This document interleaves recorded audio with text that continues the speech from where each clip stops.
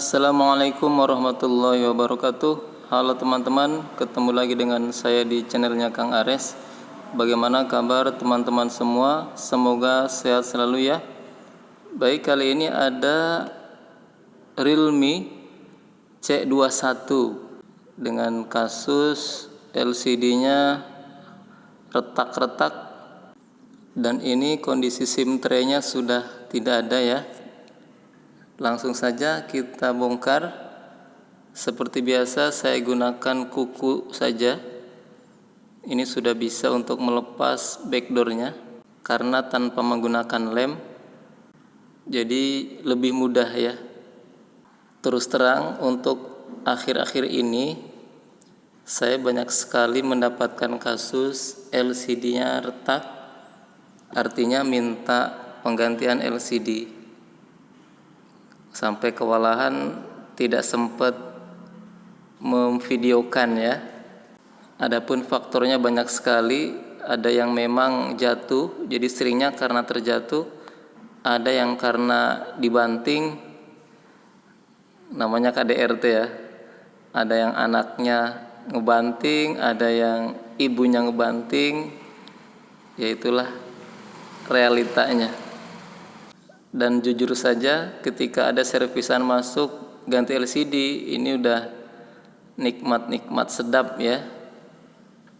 Karena dalam pengerjaannya tidak terlalu menguras energi dan pikiran, berbeda dengan kasus di mesin. Tapi cuannya juga lumayan ya.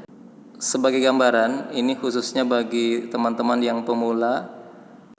Untuk masalah harga penggantian LCD itu minimal 2 kali lipatnya ya, karena ada resiko kegagalan atau human error. Kadang terjadi juga sebelum dipasang itu LCD normal, setelah dilem tahu-tahu bergaris, sehingga ketika ada kegagalan kita tidak nombok. Syukur-syukur ada lebihnya. Contoh umpama LCD kita beli 150.000, maka kita kasih harga ke user itu minimal 350.000. Itu SOP-nya ya. Sehingga ketika ada kegagalan kita ganti masih sisa 50.000. Bahkan dengan harga segitu kita berani ngasih garansi ya. Bisa 3 hari atau 1 minggu. Umpama ngasih harga sampai 4,5, itu masih wajar ya. Jadi intinya antara 2 sampai 3 kali lipat. Biasanya kalau di mall-mall ngasih harga semaunya, karena mereka sewa tempat yang mahal ya. Jadi silakan menyesuaikan keadaan. Maka sebagai user atau konsumen ya harus memahami hal itu. Tapi kalau yang nyervis bestie atau keluarga itu beda cerita ya. Tapi kadang ini menjadi dilema user ya. Bingung ngasih harga, apalagi ketika ketiban nombok. Oke teman-teman, cukup dulu curhatnya. Kita kembali ke servisan. Untuk penutup mesin bawah ini wajib dibongkar ya. Karena di sini ternyata fleksibel jalur mesin bawah itu nyambung dengan fleksibel LCD. Oh ya, untuk di video kali ini saya melepas LCD tanpa bantuan blower ataupun cairan ya. Jadi cukup hanya diseset saja dengan mika tadi. Sebetulnya melepas LCD tanpa bantuan blower itu bisa ya. Apalagi LCD-nya sudah ambyar, tanpa resiko langsung sikat aja. Sekarang kita tinggal bersihkan sisa-sisa lem yang ada di bezel atau pinggiran frame. Nah, kadang ada lem yang sangat kuat, maka itu perlu tenaga ekstra. Tapi kalau yang lemnya lembut, nah itu sekali gosok itu sudah rontok ya. Sekarang kita coba LCD-nya. Kebetulan ini sudah ada LCD-nya. Nah, di sini untuk C20 atau C21 artinya memang ada persamaan ya antara C21 dan C20. Bahkan ini juga bisa untuk C11 ya. Sebelum LCD dipasang, pastikan LCD dalam keadaan normal, maka wajib dites terlebih dahulu karena barang pabrikan belum tentu sempurna. Oke, LCD sudah terlihat layarnya. Sekarang kita cek responsifnya touchscreen, dan ini tidak tahu pinnya. Jadi saya pribadi ketika dapat servisan ganti LCD itu hampir nggak pernah minta pinnya, kecuali ketika ada kerusakan yang memang perlu dicek dalemannya. Dan alhamdulillah selama ini tidak ada masalah. Saya hanya ngetes bagian luarnya saja, tapi banyak juga yang ganti LCD HP-nya dalam keadaan tanpa pola. Satu lagi, jangan lupa sebelum dilem dipastikan LCD ini presisi ya, karena saya pernah ngalamin kasus LCD-nya ganjel ketika dipasang, maka itu menjadi pelajaran. Untuk fleksibelnya saya kasih double tip biar lebih aman ya, karena bawaannya juga dipakai perekat. Di merek tertentu biasanya sudah ada double tip bawaan, namun ini tidak ada, maka kita pasang sendiri aja. Dipaskan posisi fleksibelnya. Kebetulan ini sudah ada petunjuknya ya.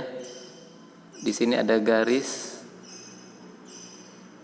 untuk mengukur fleksibel LCD-nya. Intinya ditarik sampai ngepres ya. Segelnya jangan lupa kita lepas dulu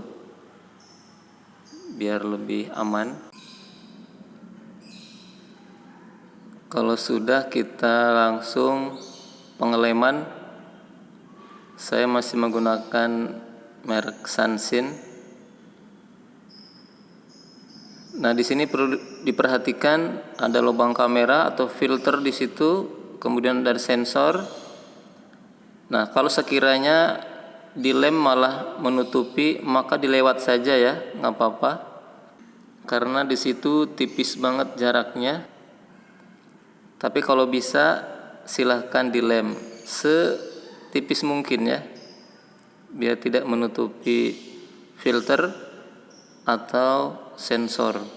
Diusahakan lemnya nyambung terus, jangan terputus, biar nanti aman dari kemasukan debu ataupun air ya.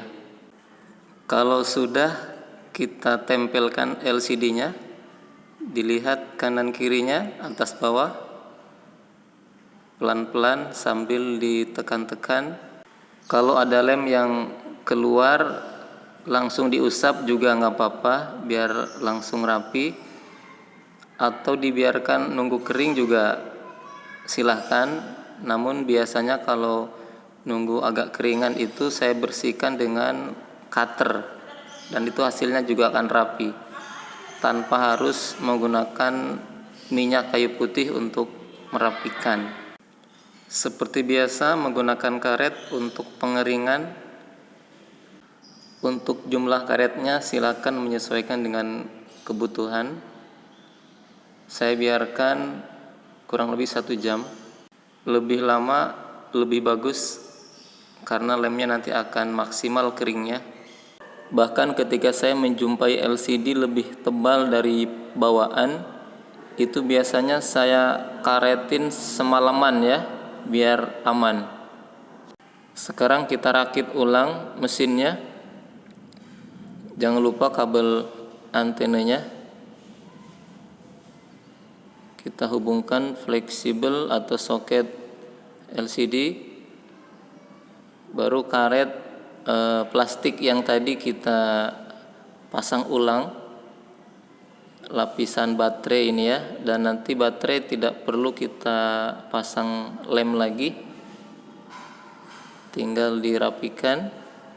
sambil ditekan-tekan baterainya dan diusap-usap supaya rapi kembali. Nah, di sini jangan lupa soket penghubung pengecasan, jalur pengecasan atau modul yang bawah. Lalu kita tes charger, alhamdulillah aman. Tinggal finishing, kita rapikan lagi, tutup mesin bawah dan atas. Ini area buzzer atau speaker luar. Mohon maaf di video ini terpotong ya. Terima kasih banyak sudah meluangkan waktu.